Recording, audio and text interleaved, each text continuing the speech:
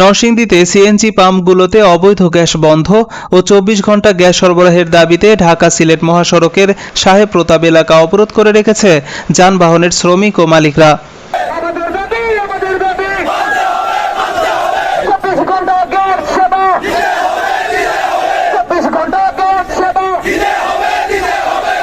এতে ঢাকা সিলেট মহাসড়কের সকল প্রকার যানবাহন চলাচল বন্ধ হওয়ায় প্রচণ্ড যানজটের সৃষ্টি হয়েছে।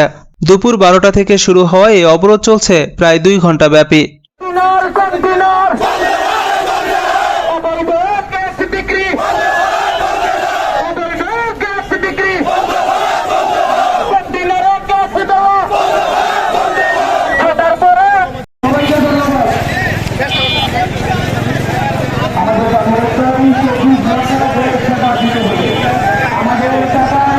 আপনারা সবাই ভালো আছেন? আমি কিন্তু ভাই ভালো নাই।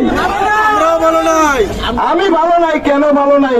ছোট্ট করে একটা কথা বলবো। গত ৪ দিন রাতে ভাই এয়ারপোর্টে টিপে গেছি।